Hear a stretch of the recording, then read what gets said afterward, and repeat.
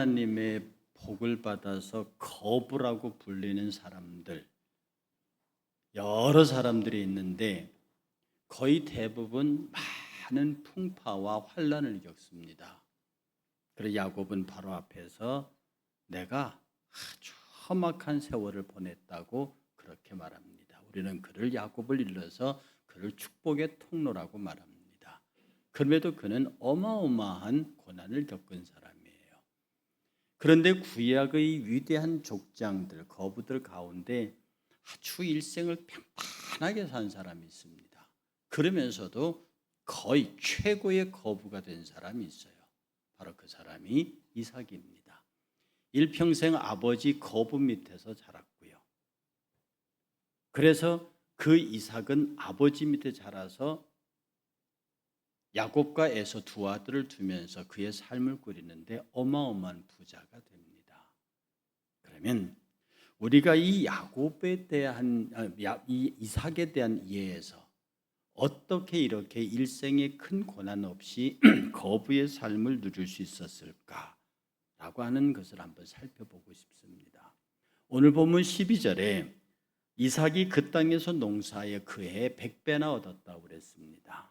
이 말은요, 100배나 얻었고 그 사람이 창대하여 마침내 거부가 되었는데 100배에 얻었다는 것은 그 땅의 블레셋 사람들이 하나를 얻었다면, 한 토를 얻었다면 이삭은 100토를 얻었다는 겁니다.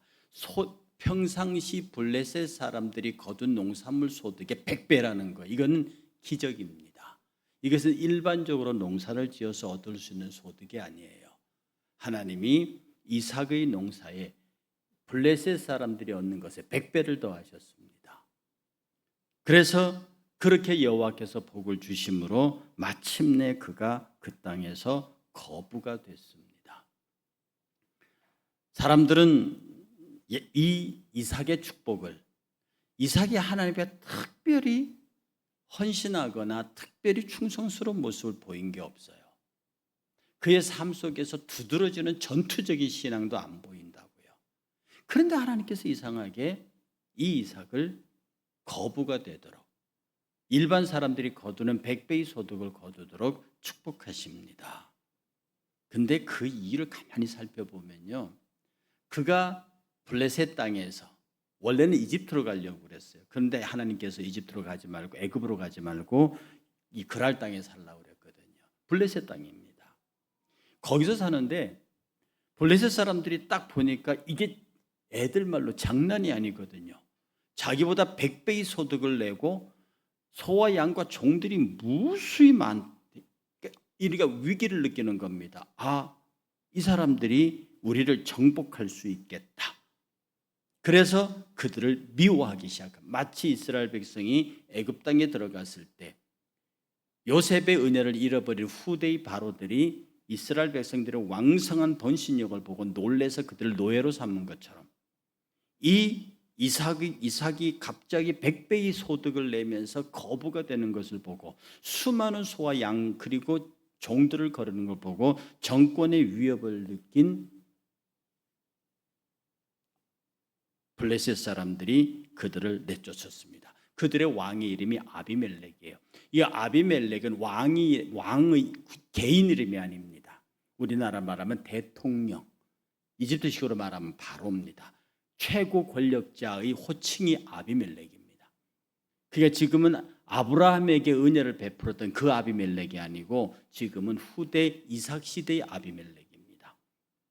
이 아비멜렉이 떠나라, 너희가 우리보다 강성한즉 떠나라라고 쫓아냅니다. 성경은 분명히 기록하기를요, 아비멜렉의 땅에 살고 있는 이삭의 종들의 숫자와 재산이 아비멜렉을 능가했습니다.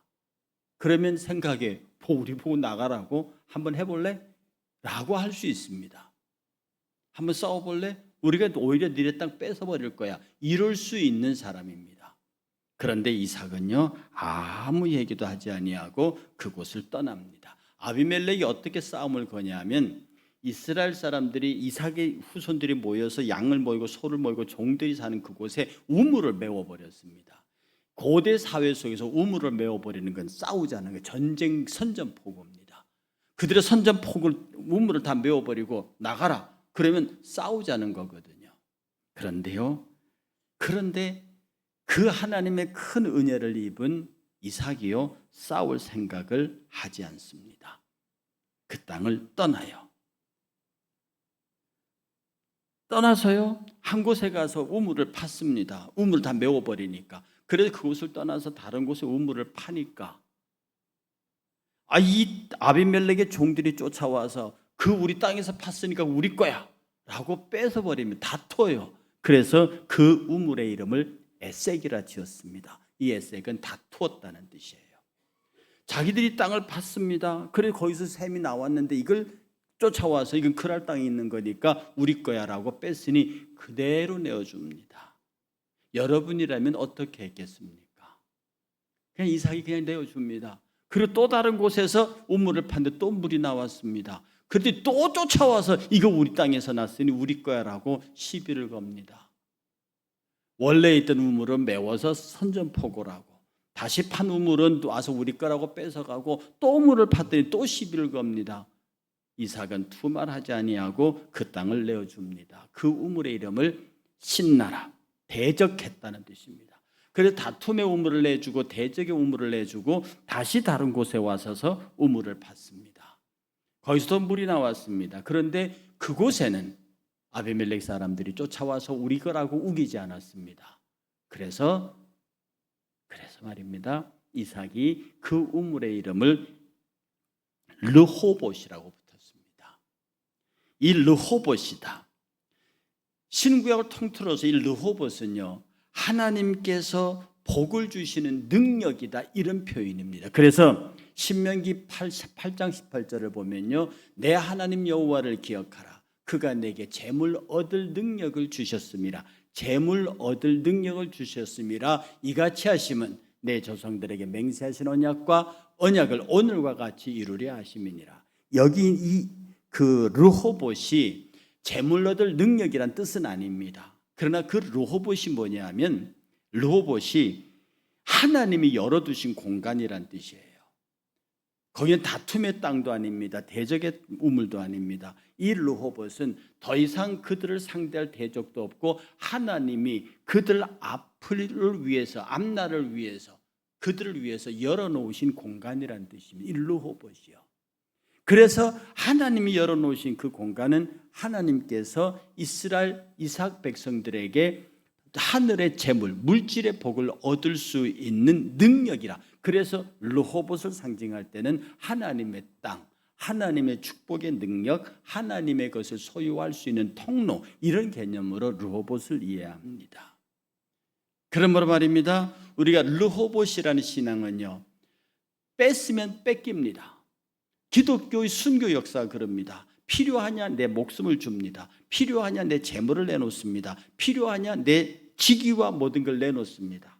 내 하나님 우리 아버지 예수 그리스도를 향한 거룩한 은혜와 은사 이외에, 내 신앙의 순결함 이외에 너희들이 요구하는 것은 다 내주겠다. 이 박해지요.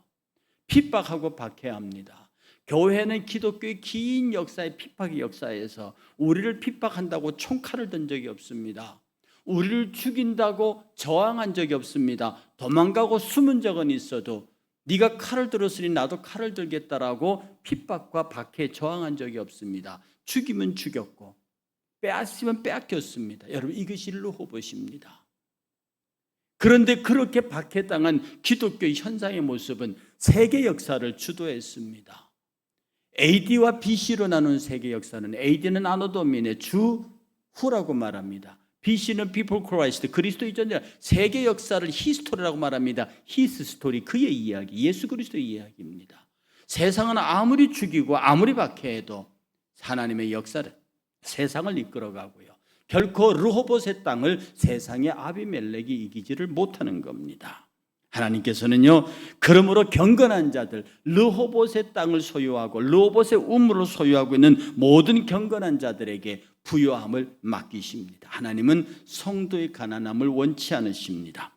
하나님께서는 하나님의 백성들이 반드시 은혜와 복 가운데 풍성하기를 원하십니다. 시편 112편 1절과 3절에서는 경건한 자들에게 부요함을 맡기신다는 말씀을 이렇게 말씀하셨습니다. 할렐루야, 여호와를 경외하며 그의 계명을 크게 즐거워하는 자는 복이 있도다. 그의 후손이 이 땅에서 강성하며 정직한 자들의 후손에게 복이 있으리로다. 부와 재물이 그의 집에 있으며 그의 공의가 영구히 서 있으리로다. 하나님의 축복의 후손들에게 약속하신 겁니다. 잠언서 10장 22절은요, 여호와께서 주시는 복은 사람을 부하게 하고 근심을 겸하여 주지 않느니라. 세상이 주는 부는 부가 오는 것만큼 근심이 따라옵니다.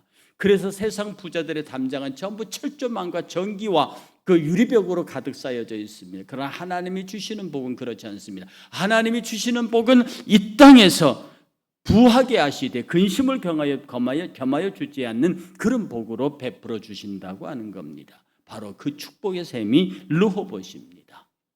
사랑하는 성도 여러분, 우리가 하나님 앞에 르호봇의 백성으로 살고 우리에게 주어진 이 삶의 자리가 르호봇의 샘물이 되어야 합니다. 여러분, 다툼이라고 하는 것, 내가 많은 것을 갖기 위해서 다투고 내가 많은 것을 빼앗기 위해서 싸우면 그것은 에색의 땅입니다. 그것은 더 이상 하나님의 샘물이 되지 못합니다.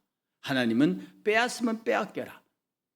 예수 그리스도의 순결한 신앙 외에 천국 복음과 신앙과 믿음 외에 다른 것을 빼앗으려고 하면 내주라는 겁니다. 그것이 물질이면 물질이고 직이면 직입니다. 다 내어주는 그 넓이만큼 그것이 르호봇의 땅이 된다는, 르호봇의 샘이 된다는 겁니다.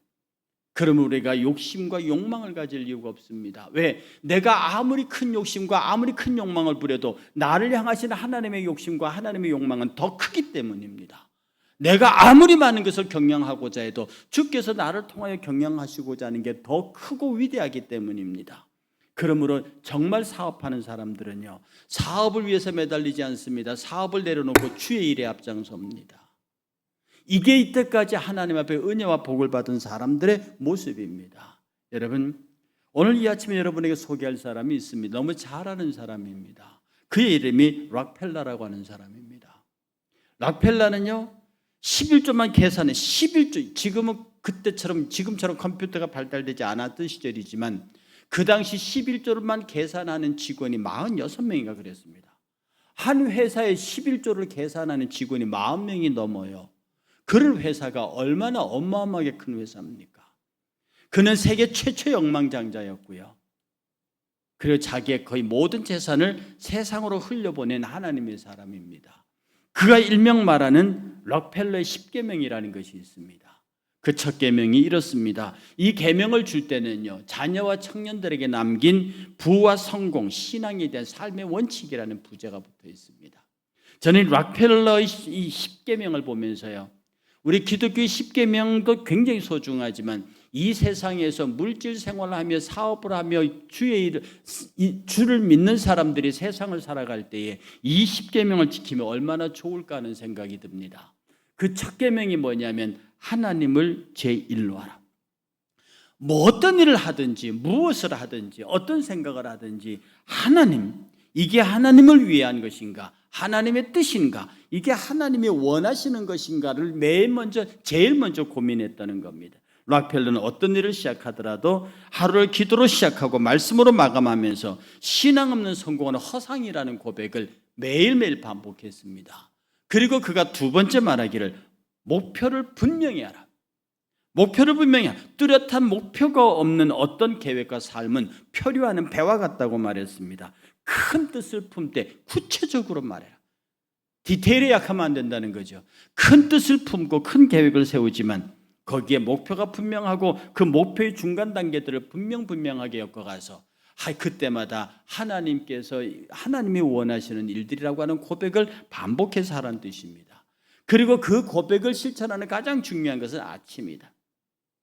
절대로 아침을 놓치지 않도록 명령했습니다. 새벽은 하나님과 사람 모두에게 정말 소중한 시간이다. 일찍 일어나는 사람은 하루를 다스린다고 늘 직원들에게 강조했습니다. 아침을 깨워라. 아침을 지배해라. 아침에 하나님을 만나라. 아침에 말씀을 만나라. 아침에 기도하라. 아침 시작하기 전에 주를 배워라. 얼마나 세계 제1부자의 평범하면서도 대단한 신앙의 고백입니까? 두 번째, 네 번째 그는 말하기를 시간을 아껴라. 시간을 지배하는 자가 인생을 지배한다. 게으름은 실패의 지름길이다라고 그는 끊임없이, 그래서 누구보다도 부지런하게 새벽부터 저녁 누울 때까지 그는 일촌을 아껴서 자신에게 주어진 일을 감당했고 늘 하나님의 일을 근심했던 거룩한 사업가였습니다. 그는 엄청난 부를 소유하고 있었음에 불구하고 절약하고 저축할 것을 강조했습니다. 부자는 많이 버는 사람이 아니라 잘 쓰는 사람이라고 가르쳤습니다. 낭비는 불신앙이라고 가르쳤습니다. 부자는 많이 버는 사람이 아니라 잘 쓰는 사람이고 낭비는 불신앙이다. 그러면 여러분 할 수 있거든. 건금 절약하고 명품의 좋은 것보다는 우리에게 실용적이고 실리적으로 맞는 것들을 선택하고 구매할 수 있는 정말로 청교도다운 소비 성향이 우리에게는 필요합니다. 그 다음에 그가 여섯 번째로 강조했던 것이 정직함입니다. 어떤 일을 하든 무엇을 하든 하나님 앞에서 정직은 신뢰의 기반이며 장기적인 성공의 열쇠라고 말했고 단기적 이익보다 평생의 신용을 더 소중하게 여겼던 사람입니다. 오늘 우리가 훌륭한 이 르보봇의 샘물의 주인공이 되기 위해서 우리가 반드시 지켜야 할 덕목이 아닌가 그렇게 생각합니다. 일곱 번째는 도우며 살아라. 절대로 네 재물을 가둬두지 말고 돈은 흘러야 생명력이 발휘된다. 나누는 삶이 부를 축복으로 바꾼다. 나누지 아니하면 그 부가 저주가 된다는 거 무서운 말입니다. 나누지 아니하면 네가 갖고 있는 부가 저주가 된다. 돈은 흘러야 생명력이 있다라고 말합니다. 그러므로 내 안에 가둬두면 그것은 나를 찌르는 흉기가 됩니다. 결국 그 수백억을 쌓아놓고도 언젠가 말씀드렸듯이 야쿠르트 한 잔을 마시지 못해서 굶어 죽는 사람, 그의 손에 300억의 현찰이 있었다고 하는 건 참으로 우리를 고통스럽게 하는 부분입니다. 진정한 물질의 능력은요, 흘려보낼 때 생명이 되고 나누어 줄 때 그 부가 내게 축복이 됩니다. 내가 움켜쥐고 있으면 그것은 나를 죽이는 흉기가 된다고 하는 것. 그리고 그는 참으로 의미 있는 말을 했습니다. 여러분, 여덟 번째 말하기를 가정을 사랑하라. 성공보다 중요한 것은 가정의 평안이다. 자녀들에게 신앙과 정직을 유산으로 넘겨주라고 그렇게 말합니다. 자녀들에게 물질의 유산이 아니라 자녀들에게 신앙과 정직을 유산으로 넘겨주고 성공보다 가장 중요한 것은 어떤 경우에도 가정의 평안이다. 가정의 평안이 깨어진 성공은 하나님 앞에 아름다운 것이 아니고 인정받지 못한다고 가르쳤던 겁니다. 그 다음에 아홉 번째 다시 신앙으로 돌아옵니다. 교회를 삶의 중심에 두라. 교회는 네 인생의 나침판이다. 섬김과 예배는 부를 바르게 지키는 힘이다. 섬김과 예배는 부를 바르게 지키는 힘이다. 락펠러는 주일 성수를 생명으로 여겼습니다. 락펠러는 담임 목사를 섬기는 데 최고였습니다. 10의 1조를 생명으로 여겼습니다. 어떤 일을 하든지 교회에서 시작했고 교회에서 마감했습니다. 그의 신앙의 중심에 교회가 있었습니다.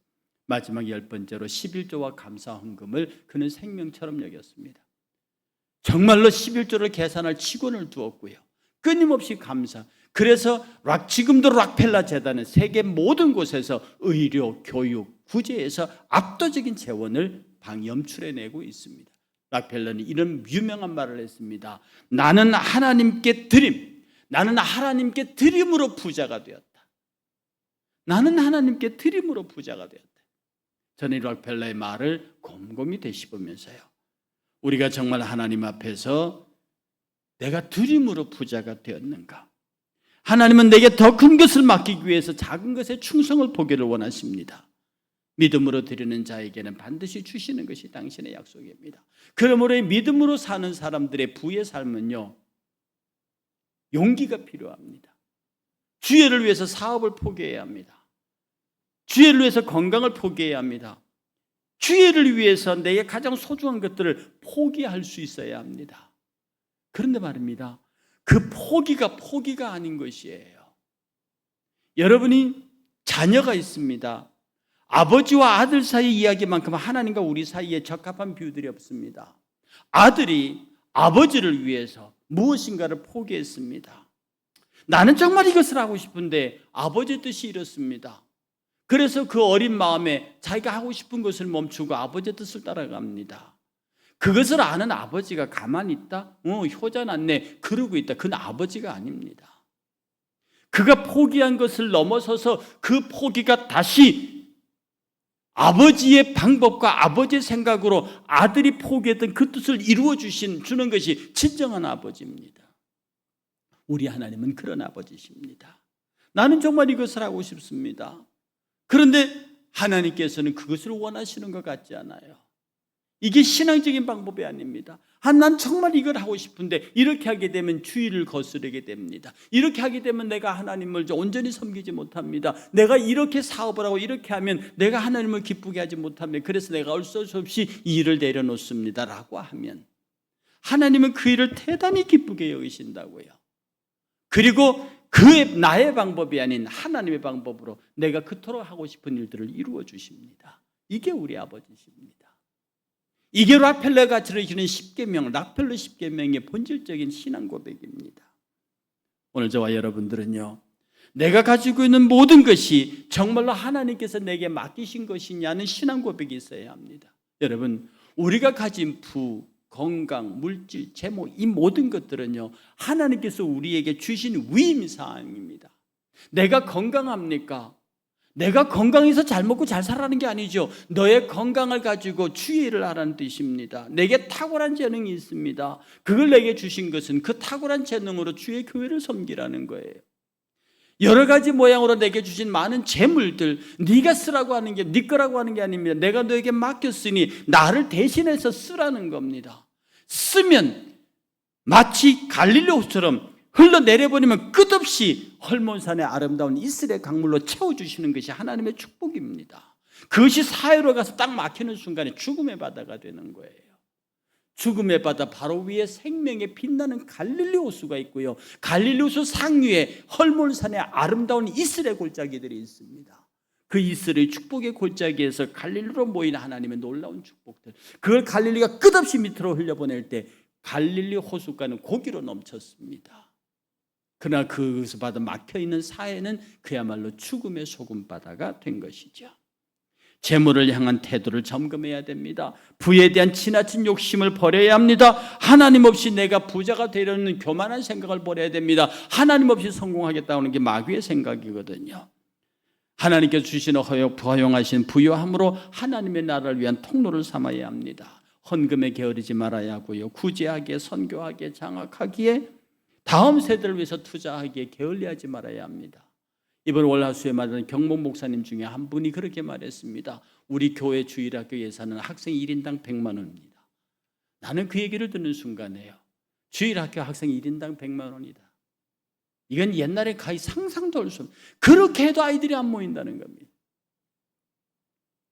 오늘 우리가 이 땅의 주의 믿음의 후손들을 위해서, 그리고 우리가 조금 후에 키르기스탄을 떠나가고 갈 건데요, 그 땅의 영혼들을 위해서 우리의 풍요함을 나눠줄 수 있어야 합니다. 우리가 그들을 위해서 무엇인가 해줘야 합니다.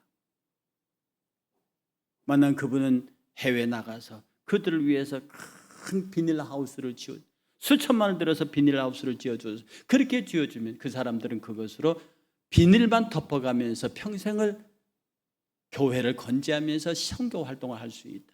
이런 우리에게는 작은 금액이 저쪽에서는 평생 동안을 선교할 수 있는 자금으로 확보할 수 있다. 얼마나 아름다운 일인지 모르겠습니다. 내가 가지고 있는 부를, 내가 가지고 있는 재능을, 내가 가지고 있는 것들을 하나님을 위해서 쓸 수 있는 사람. 여러분, 이삭이 거부가 된 비밀이 여기 있습니다. 이삭은요, 하나님의 백성으로 빼앗으면 빼앗겼습니다. 싸우자고 하면 물러났습니다. 그리고 하나님이 주신 르봇, 그 하나님이 열어주신 그 공간에서 이제부터 여기서 하나님께서 우리를 축복하실 것이라고 하는 그 담대함을 가지고요, 자신이 받은 모든 것들을 흘려보내는 넉넉함이 이삭에게 있었습니다. 이삭은 부드러운 사람이었습니다. 자기에게 들어오는 걸 모든 걸 흘려보내고요, 자기가 싸우자는 사람에게는 물러서고요, 자기 것을 빼앗고자 하는 사람은 기꺼이 빼앗겼습니다. 그러나 그것을 보고 계시는 하나님은 빼앗기는 분이 아니십니다. 우리 하나님은 빼앗기는 분이 아닙니다. 우리 하나님은 빼앗는 하나님도 아닙니다. 우리 하나님은요, 주시고 넉넉하게 풍성하게 하시는 분입니다. 우리에게 르호봇을 허락하시는 하나님이시라고요. 이삭의 위대한 축복의 비결은 르호봇에 있습니다. 오늘 우리 하나님께서 우리 앞에 르호봇을 전개하셨습니다. 여기에 머물러라. 언제든지 양보하고 언제든지 물러서고 언제든지 빼앗기며 그것 자체를 기뻐하며 하나님이 나를 르호봇으로 인도하실 때까지 기꺼이 믿음으로 신앙을 따라가는 저와 여러분, 우리들이 거부가 될 것입니다. 우리가 세상의 로또 같은 대박이 아니더라도 하나님의 방법으로 우리와 우리 자녀들의 삶의 물질에 절대로 궁색함이 없는 축복의 가정으로, 가문으로, 축복의 후손으로 이어가실 것입니다. 이 르호봇의 은혜가 함께 하시길 주의 이름으로 축복합니다. 다 같이 자리에서 일어나셔서 찬송가 384장 나의 갈 길 다 가도록 예수 인도하시니, 우리 예수님 인도하시는 르호봇의 땅으로 르호봇을 향유하는 모두가 되시기를 축복하며 이 찬송으로 말씀의 은혜가 함께 하시기를 축복합니다.